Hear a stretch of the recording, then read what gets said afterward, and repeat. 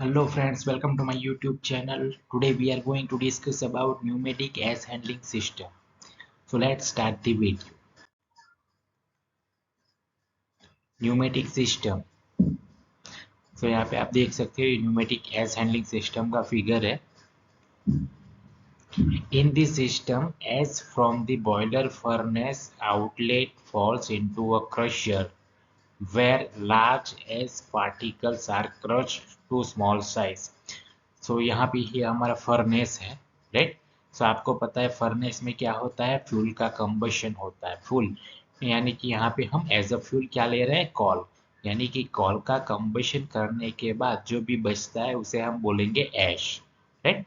सो वो ऐश को यहाँ पे कहाँ, देखिए outlet fall into a crusher, यानी कि ऐश कहाँ पे जाएगा, क्रशर में. सो क्रशर में क्या होगा, just name is enough. Crusher में क्या होगा, क्रश कर देगा. क्यों? क्योंकि अगर जो भी एस पार्टिकल का जो पार्टिकल है वो थोड़ा सा बड़ा है तो क्रशर क्रशर क्या कर देगा, उसको क्रशिंग कर देगा, यानी कि one type of powder form में कन्वर्ट कर देगा, right. The ash is then carried by a high velocity air to the point of delivery. उसके बाद क्या होगा, यहाँ पे जो भी हमारा एस है वो क्रश हो चुका है. उसके बाद यहाँ पे हाई वेलोसिटी ऑफ एयर यहाँ पे हम सप्लाई करेंगे. सप्लाई करने के लिए क्या होगा, यहाँ से जब भी हम एयर सप्लाई करेंगे तो वो जो भी होगा वो पाउडर फॉर्म में एयर के साथ आगे चला जाएगा, राइट. यहाँ पे ये क्या है, हमारा साइक्लोन सेपरेटर है. ओके.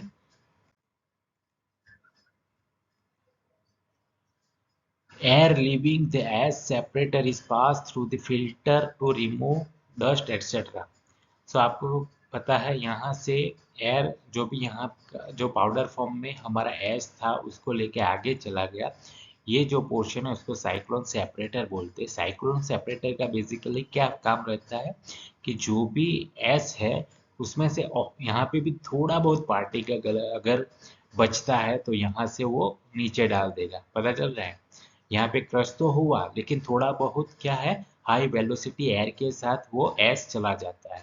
तो साइक्लोन सेपरेटर में वो जो पार्टिकल होगा एस का वो यहाँ पे नीचे जमा हो जाएगा और ओनली गैसेस जो हम उसको आगे भेज देंगे, राइट. सो यहाँ पे लगाया गया है filter.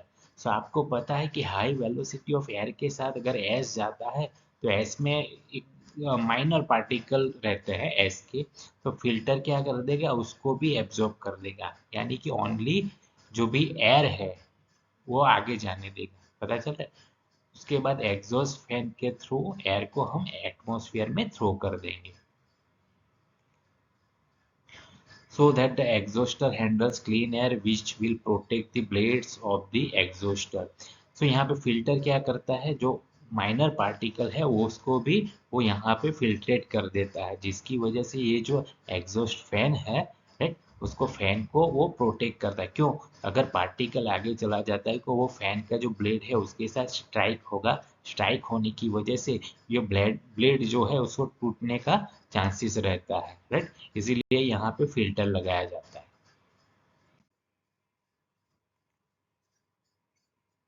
Pneumatic air handling system से एक बार इस फिगर में हम रिपीट कर लेते हैं. तो बेसिकली क्या होता है, यहाँ फर्नेस में फ्यूल का कंबशन होता है. फ्यूल का कंबशन के बाद जो भी एस बचता है वो कहाँ पे जाएगा, क्रशर में. क्रशर में क्या करता है, एस का अगर बड़ा पार्टिकल है तो क्रशर में क्रश हो जाएगा. उसके बाद यहाँ से हम हाई वेलोसिटी एयर सप्लाई करेंगे और वो जो क्रशिंग हुआ एस है वो लेके आगे चला जाएगा, राइट. तो ये हमारा क्या है, दोनों साइक्लोन सेपरेटर है. साइक्लोन सेपरेटर का क्या फंक्शन रहता है, जो भी हमारा एयर के साथ जो भी एस जाता है उसमें अगर पार्टिकल माइनर पार्टिकल रहते हैं तो यहाँ से वो नीचे चला जाएगा और ओनली जो एयर है उसमें जो एसिस है उसके साथ वो आगे चला जाएगा. यहाँ पे एक और फिल्टर लगाया गया है क्योंकि थोड़ा बहुत अगर पार्टिकल एयर के साथ चला जाता है तो फिल्टर यहाँ पे क्या करता है, उनको रोक देता है और ओनली एयर जो आगे भेज देता है. और ये है एग्जॉस्ट फैन. एग्जॉस्ट फैन का क्या मतलब है, यहाँ से वो एग्जॉस्ट कर देगा. सो एयर कहाँ पे चला जाएगा, एटमॉस्फेयर में, राइट. तो ये उसका पूरा फंक्शन है. तो सिंपल आपको याद रखना है, न्यूमेटिक एस हैंडलिंग सिस्टम. सो एस को हैंडलिंग करता है न्यूमेटिक क्या मीनिंग क्या होता है? Pneumatic means air related. यार क्यों? क्योंकि यहाँ पे हम क्या सप्लाई कर रहे हैं? एयर को सप्लाई कर रहे हैं। Okay. Advantages, it is dust free operation because of all fly ash and dust is eliminated, है। तो यहाँ पे डस्ट फ्री ऑपरेशन क्यों होता है? क्योंकि जो भी हमारा एस है उसमें जो भी फ्लाई एस रहता है, डस्ट रहता है, वो एलिमिनेट हो जाता है। देयर इज नो रीहैंडलिंग ट्रबल, यानी कि उसको फिर से हैंडलिंग करने में कोई ट्रबल नहीं रहता है। Flexibility in application to suit various plant condition, यानी कि वेरियस प्लांट कंडीशन में भी वो क्या रहता है? फ्लेक्सिबल रहता है, यानी कि हम उसको यूटिलाइज कर सकते हैं। Installation cost per ton of ash handle is less than other system, यानी कि ये जो सिस्टम है न्यूमेटिक एस हैंडलिंग सिस्टम, उसका जो इंस्टॉलेशन कॉस्ट है वो कैसा रहता है? कम रहता है compare to other handling system. Disadvantages, it is noisy in operation, क्यों? क्योंकि यहाँ पे क्रशर लगाया जाता है, राइट। तो क्रशर की वजह से वो नॉइस जनरेट करता है। Wearing of the crusher as well as the pipeline by the abrasive ash inflicts high maintenance charge। आपको पता है कि एयर क्या कर गया? वो एस को आगे साइक्लोन सेपरेटर में ले जाएगा, जिसकी वजह से क्या होगा? क्रशर जो है वो वियर हो जाता है। वियर यानी कि हम बोलते हैं ना वियर एंड टीयर, यानी घिस जाता है।